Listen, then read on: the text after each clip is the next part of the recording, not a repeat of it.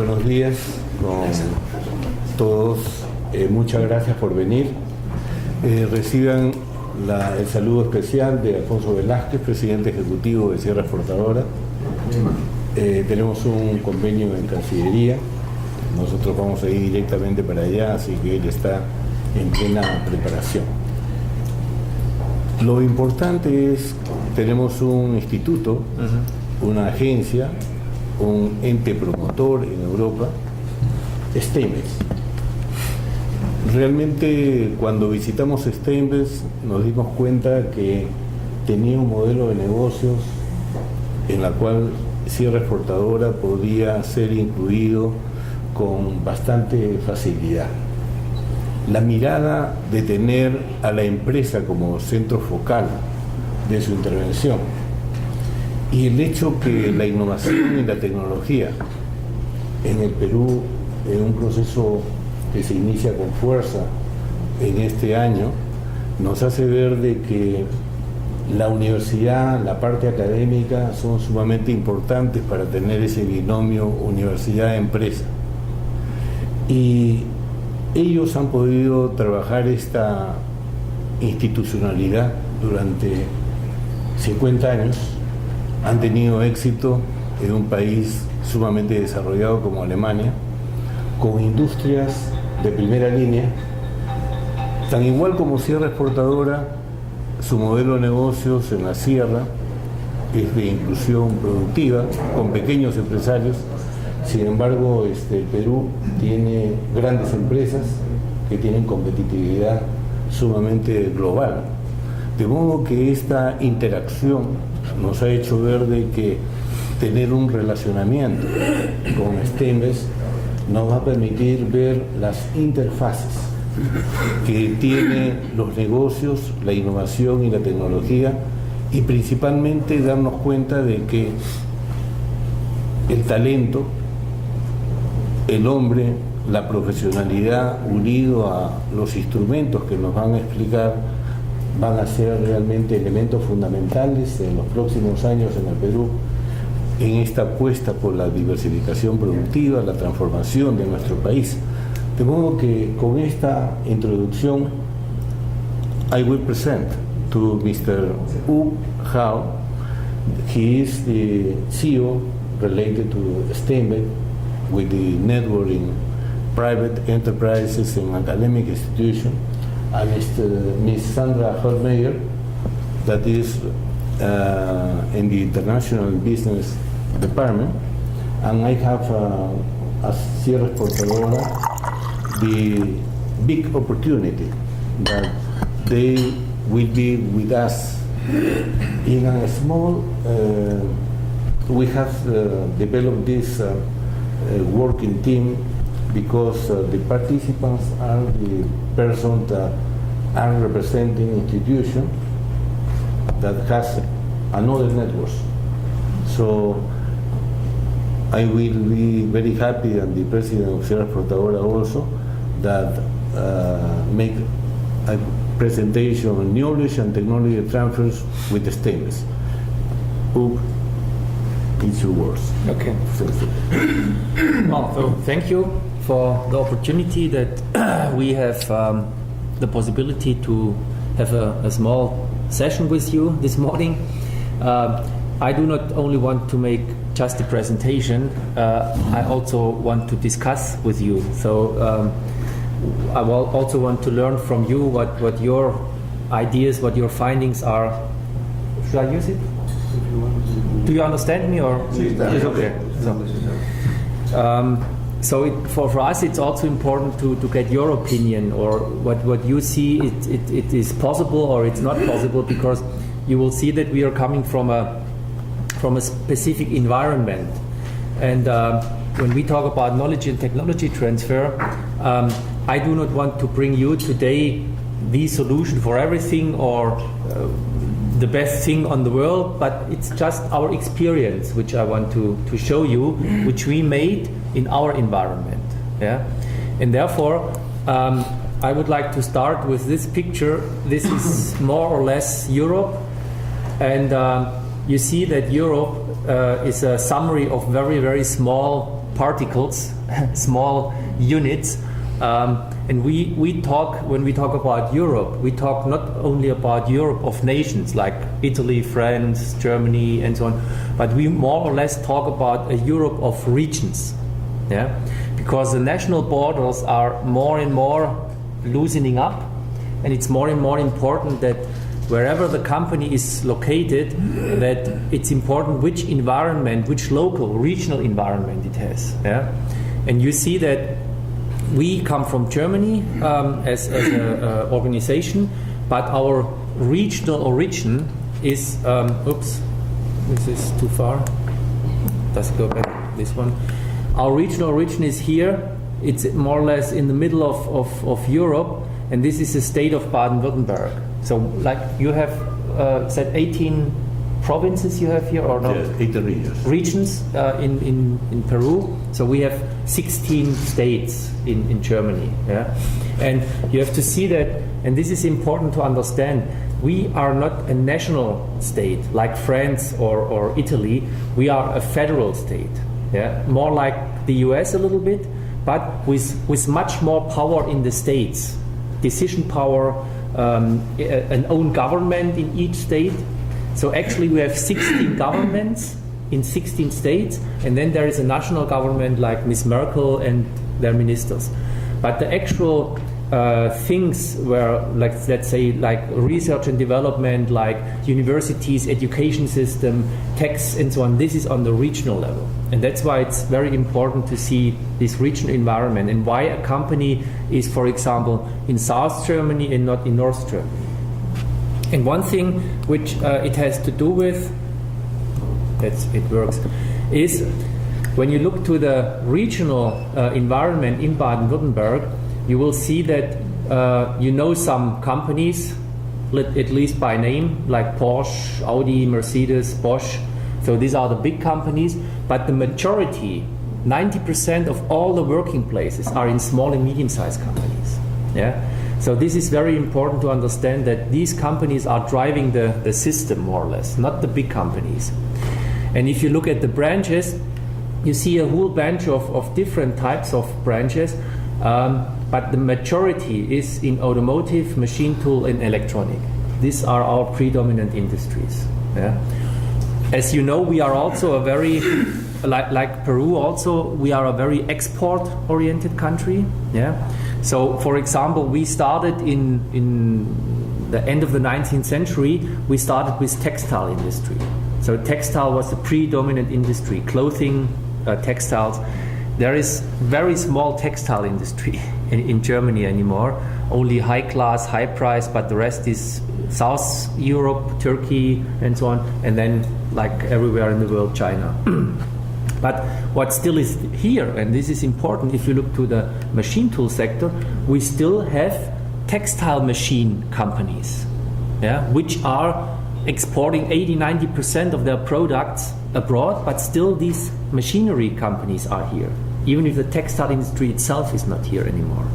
So there is a change, a structural change happened, and today we have mainly the, you can say, dependency, or the driving force is somehow the automotive, machine tool, and electronic industry. I will later talk about customers or companies, and I just want to give you a little bit a feeling what these needs of these companies are, because then you probably can think about what is the needs in our companies, or what is our kind of approach. And if you look at these companies here, you find all these small companies. They are, first of all, and this is important, they are very decentralized. Yeah, so they are not only in big cities, but they're all over the place. Also in very small places, these companies are located. And this is because most of them still is today a family-driven business. So the small and medium-sized companies still are in families, by first, second, or sometimes third generation driven. That means they have another thinking of strategy, of philosophy than the big companies. If you look to big companies, especially Mercedes, for example, this is a shareholder-driven companies. It's a stock-registered company.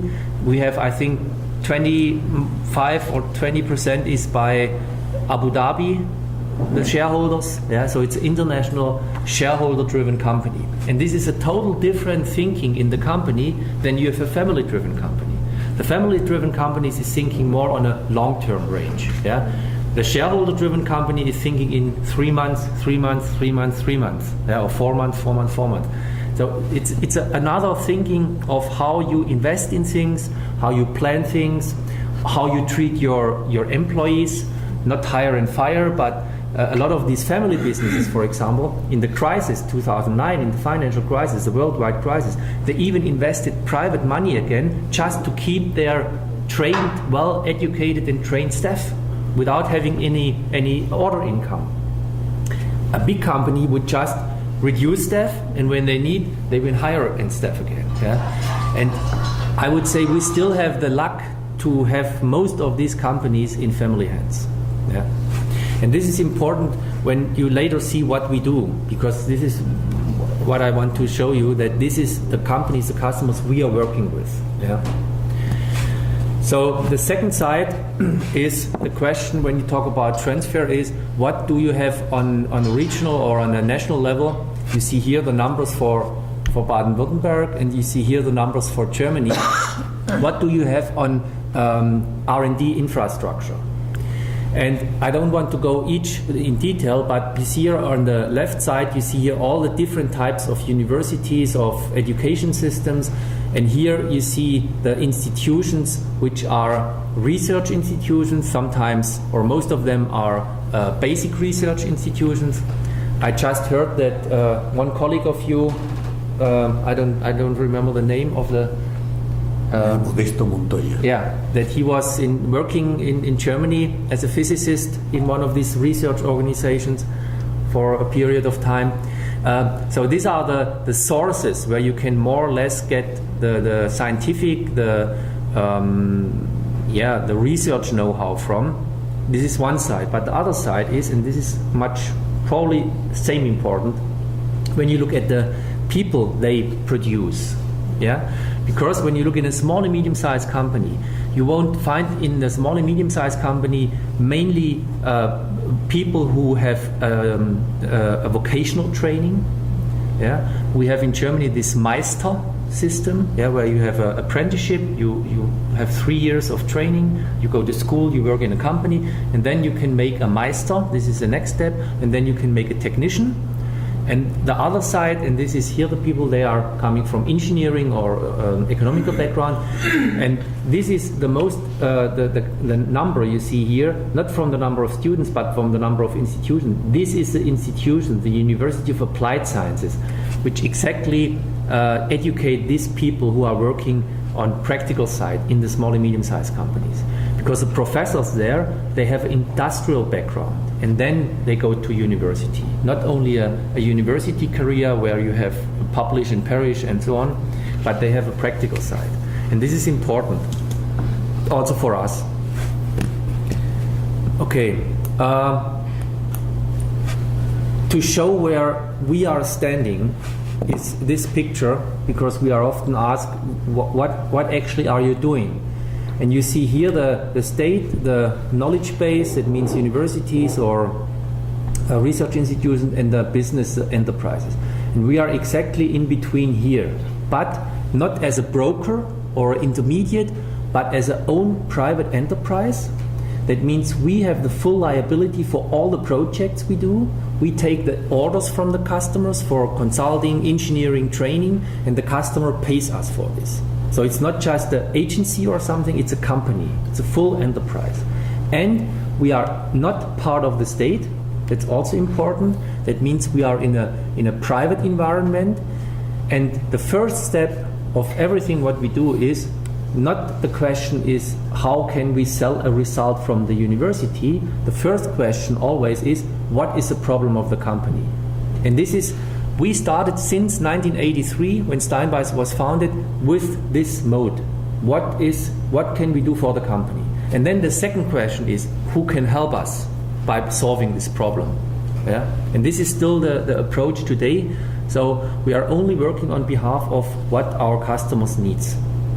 And this is different if you look, for example, to the international approach. Often in technology transfer, often you talk about licensing business, you talk about research findings which you have to bring into the economy, into the but if you think from the point of view of a small and medium-sized company, an owner of a small and medium-sized company, he doesn't stand up in the morning and ask himself, what patent can I buy today? Yeah? He has problems to solve during the day, in production, in management, in organization, in logistics, in different issues. And when you are able to help the company, especially on this issue where there is actual need, then you can become a partner of this company. Yeah?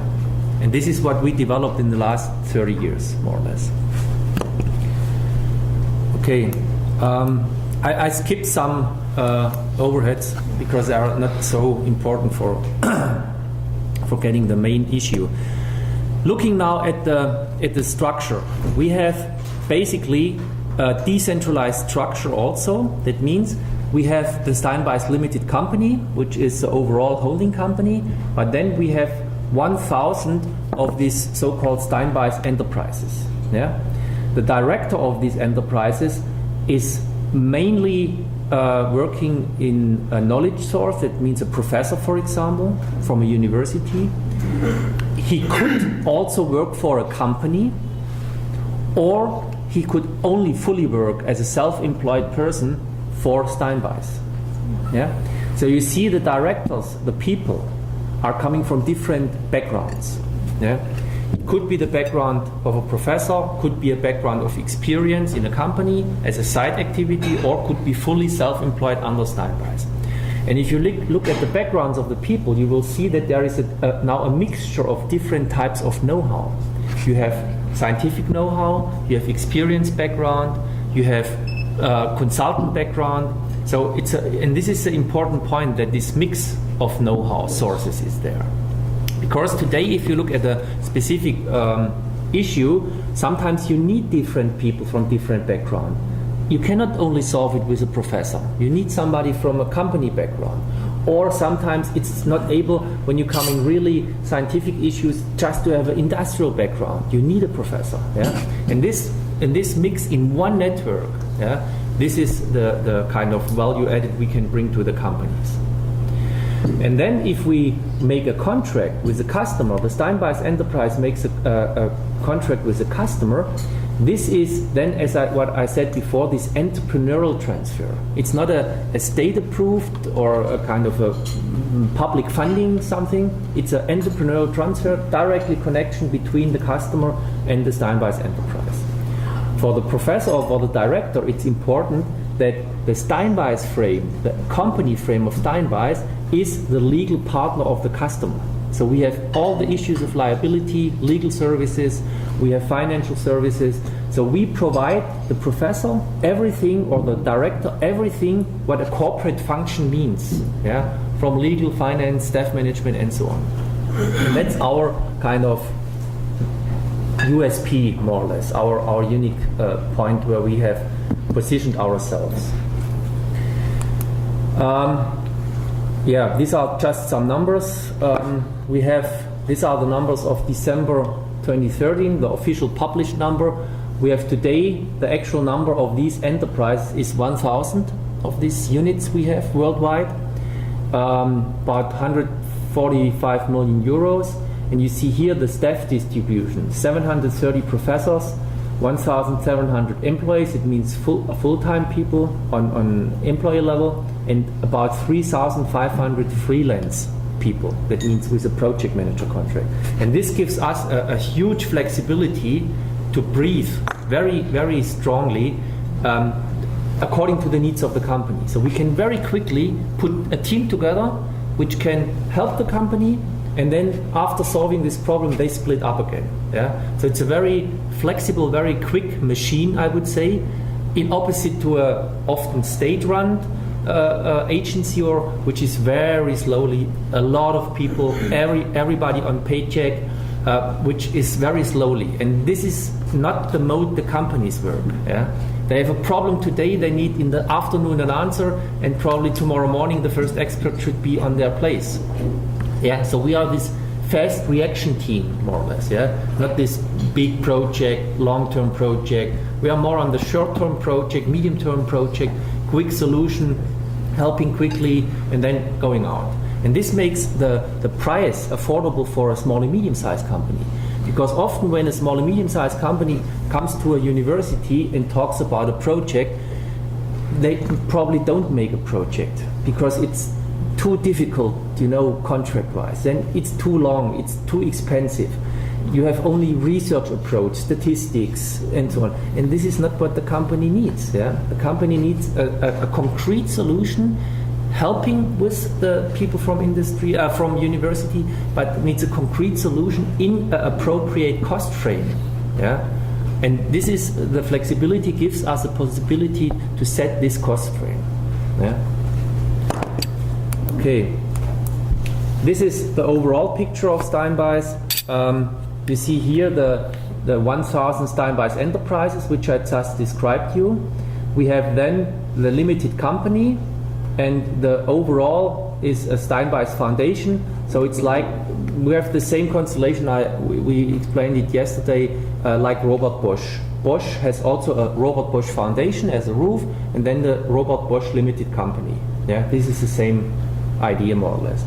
And then beside this, to the Steinbeis network, also we have the partners abroad, like Steinbeis India, Steinbeis Malaysia, Japan, Mexico, and so on, which are integrated in the Steinbeis network as own enterprises in the appropriate countries. Yeah? Okay. Just an idea, or one step more, is that we have in the network also our own private university. And this university is not a typical university which you found. This is a university which is based on the so-called project competence program. That means our target group is not the normal junior students. Our target group, I think there is a picture on the next here. Our target group is a typical employee of a company which works already in the company and then has a need for a further study. And here the integration point is again a project which the person runs in the company, and parallel he studies, or he or she studies in blocks. That means this makes it possible that he can stay in the company still as an employee and parallel to finish a bachelor or master degree. And this is a very important issue, especially for countries like Europe, because we have an aging society. So our average age is 42, 43 years old. So we need to keep the people in the work process. And so the average age of the student here is 32 years. Yeah? So we have younger people, but we have also people with 50 plus who still study here in the Steinbeis University, because it's a model. Like if you have 15 or 20 years working experience, you cannot just leave the company for 2 years.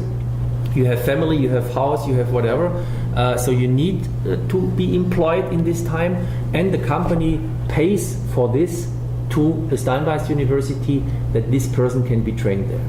Yeah. This is just an example that you see what our services are look like. They are mainly targeted towards what is the actual need of the company, and we do things which probably others do not do, but we have the contact to the companies and see the market and see what the actual needs are.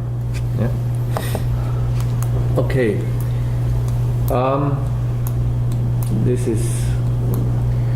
This is probably for you a little bit a historical idea. You see a lot of people here which you probably know by name. At least Mr. Benz, Mr. Daimler, Bosch, Zeppelin. We have here some Nobel Prize winners. These are all people, and that's what I wanted to show you here. At the end of the day, also Steinbeis is all about people.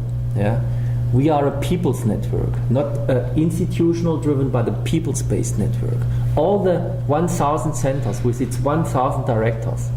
The target point is the 1,000 directors, the people. And Mr. Steinbeis, whom you see here, he was more or less where we have the name from. he started in the 19th century the idea to say, when we are going into the industrial age, we need people which are not only able to work on practical side, but which have also a theoretical background. And he started at the end of the day this vocational training system which we have in Germany. Yeah? So at this time the people came more from the practical side, let's say farming, agricultural, craftsman, artisan, and went into the industrial society or industrial times. And there was a predominant skill of practical, of hands-on working. Yeah? Today, I would say more than 100 years later, we probably come from the other side. We have too many people who are trained too much theoretically, but are not able to put this on practical issues. Yeah? And this is the bridge we are kind of trying to gap. Okay. I want to quickly go, if you allow me, quickly go to an issue which I said at the beginning, that when you look at the company, and this is our starting point, what are actually the needs of the company and what answer can you give to these needs? And what we talk about in a company is, and we named this word, or we created this word, we call it technology competence. Because you see that also we came, or a lot of the companies came from the pure, in the, let's say, before the 1980s, it was, a lot of companies were still manufacturing level, just producing parts. The drawing, the engineering comes from the big companies, they got the paintings or the drawings and then just produced parts. But then in the 80s, it was clear that this will not last their competitiveness for the future. They have to change something. And this was in the 80s, let's say between 80 and 90, this was a time when there was technology put into the companies by employing appropriate people, by bringing really technologies into the companies, that they can produce own products, that they can diversify, that they can upgrade their kind of selling goods. And then in the 19th, you know this, the internationalization, the globalization process started for the small and medium-sized companies. And still we are today focusing on technology upgrading the companies, yeah, from a just manufacturing level, production level, into a own product, own components, let's say own diversification. And this is very important for the companies, and I have identified 3 or 4 issues which I just quickly would like to run with you, because I think this is probably also an idea which we can think about several companies here in Peru probably. So the first one is the question of innovation capacity. That means how far is a company able to innovate from their own strengths. And if you look to the companies, you have 3 issues. It's step-by-step innovation. That means we are not only talking about the big innovations, yeah. We talk about the small step-by-step things, yeah. Secondly, you need the appropriate people. Qualification is a question, and the resources. It's not, resources does not only mean money, yeah. Could be material, machines, whatever. But important here is that the company has to create, and this is the point, has to create an own network around itself. And then the question is, in this network, what can an external service company like Steinbeis or anybody else, what can they do? Because when you look at the external network, let's say 100% of the contacts, and if you look in detail, 70%, minimum 70% of the contacts are customers and suppliers. This is where they have their projects, their technology. So you have only a window of 30% where you can help the companies as a chamber of commerce, as an agency, as whatever. Yeah? And in this 30% of the windows, Steinbeis is tapping in. But you have really to be clear that it's only maximum 30%. The rest, you can help the company to build up their own network to customers and suppliers, that there the project happens. But not more than 30% from external help. Also from, if you have a government project or so, this is maximum 30% which you can intervene. The second one is the question of how far is a company able to adapt itself to first the fast changing demands of international markets, and secondly to the shortening of product and life cycles of companies. Because you see it in the automotive industry, how many new cars per year, yeah? How many new models, yeah? The time is always getting shorter, yeah? And if you look this to a small and medium-sized company, how can they catch up with this speed? Yeah? This is tremendous task to do. The same, the fast changing of international demands of international markets. We just talked in the car. If you talk about your food industry, I asked Miguel if there is something like a bio label or natural product label, because this is, for example, fast changing in the market we see, especially in Europe.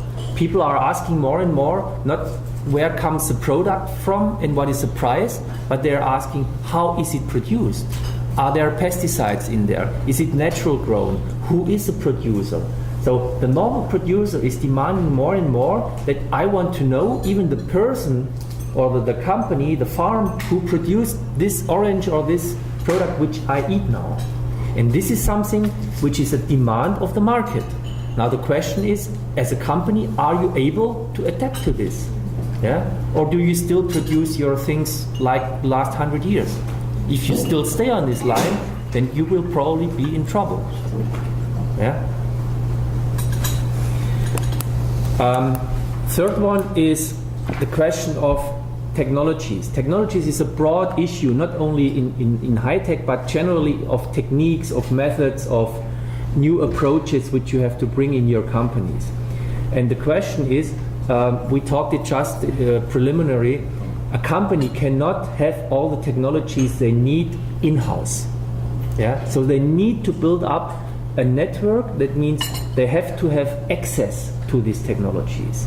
And access means not only that there is a university somewhere which does something in this area, but you have to build up a relationship to somebody that if you need it, you can call or you can intervene and you get this technology. And that means that a company, a competitive company, has to have this network, first of all, that they have access, and secondly, only when needed. Not only everything on board, everything in-house, because this is much too expensive. You would have to employ many people, but exactly when you need it, you have access, and then you can use it. And then the third or the fourth one is if you have technology inside. That means if you buy a new machine for food processing, for example, yeah, you have bought this technology, you have this in-house. Then the question is, do you contain this technology? Do you have the people trained on this? We saw around the world a lot of companies which had, for example, by a state investment program, they have been able to buy a machine, a new technology in-house, 5-axle machine, automation, everything. But often this machine stands just there because they do not contain this technology. With just the training by the machine tool company, this will not help. You have to have training for the people, yeah, on a long-term view. You have to have training, ongoing training. You have to have a different education level in the companies, and. So with just buying the technology, this does not solve the problem. You have to contain the technology according to the customer needs. And that means a lot of more than just buying something. This means also to train, to reorganize, to restructure certain areas in your company. And then the last one, and for us, meanwhile, really one of the most important, I would say, is appropriate qualification of your people. That means we're talking about the level of vocational training, we are talking about academic education on different levels, and the combination of theoretical and practical competences in both sides. Yeah? And we see often that if countries have a good university academic education program, depending on what the needs of the companies are, this probably will not help the companies. Because often this link is missing vocational training. Yeah? We see this, for example, in India, where we have a Steinbeis unit. India has excellent universities, they have excellent technology colleges and so on, But what is often missing, especially when a German company comes there, we know the story from a small and medium-sized company going to Bangalore and saying, okay, where can I hire people? And he made interviews and so on, he couldn't hire people. So he had to hire people and made his own training institute in order to implement the vocational education that he can train his people for the company. Yeah? So it's not only just being on a market, but also creating often your environment. And this is one thing, if you see from an international perspective, when does a company come somewhere? It comes when the environment is okay for this company. Research institution, state tax issues is one thing, but then the qualification comes. Do I find the appropriate people? Not only academic people, but also vocational trained people. And this is an important issue, especially when you talk about manufacturing, production related issues. Okay, the last point I would like to show you a little bit what we are doing international. I just mentioned several issues already. So we have meanwhile about 46 Steinbeis enterprises in 15 different countries on different kind of partnership level. It could be a franchise partner, it could be a Steinbeis enterprise, it could be a legal entity. And our idea behind is that we also want to expand our network that enable to have also access not only to the market but access to the resources worldwide. Because I think we are facing more and more the point that resources are getting short. And for us, our main resource is people, know-how of people. We are not talking about land or whatever, or market share or something. For us, the shortest resource is people. And that's why we have to expand the network in order to have access to people. Secondly, we have a lot of international collaboration projects. For example, we have started India, Japan, Malaysia, China. We have created a kind of a Steinbeis Asia network. Yeah? So we have each year we have a Steinbeis Day in Stuttgart, and next year in 2015 the first Steinbeis Day will be held in Asia. Yeah? We talked yesterday evening in the car. Probably we could think about a South American or Latin American Steinbeis Day in the future, because we have a partner in Brazil. As you know, we are traveling tomorrow to Chile, so there might be also possibilities for a local kind of network establishment. Yeah. Okay. One last point is, before we always talk about partnership and before we talk about the question of how can we implement something as a Steinbeis enterprise, the most important issue is not that we have somewhere a Steinbeis enterprise. As I said, we have the issue of access to people. So often we have also in countries partners where there is not a Steinbeis named network. It's not named Steinbeis Network Peru or Steinbeis whatever, but it's a network where we have helped to establish. That means we call this transfer of transfer. So we help and implement not our ideas, but what I said at the beginning, we try to work inside out. It means looking at the local conditions and then just helping and training and coaching with our experience, not more. And then it's an own network. There is not a Steinbeis label on it. It's a local network, but it's in the same idea or in the same philosophy. And this could also be a good idea to think about, because this is often much better than just placing something which we have here, which at the end of the day doesn't work. Yeah? It has to be embedded in the local environment, otherwise, and with local ideas, with local people, with local philosophy and so on. And this is just a short list. I don't want to go through it in detail. You can have this presentation afterwards also. But we see a three-level, this is the short version, the EOC principle, a three-level coaching necessary in order to implement something on site. First one is you have to have drivers, people who are catching up this idea and drive this, entrepreneurial. Second one, you have to train or kind of educate and coach people who do this, who visit the companies, who detect the problems, who make this bridge making. And then you have to implement this also in the companies, because this is the most long-term project, that the companies have the awareness and the idea, okay, this helps us, and how can a company recognize this? Only if they have a concrete a benefit from it, a concrete output.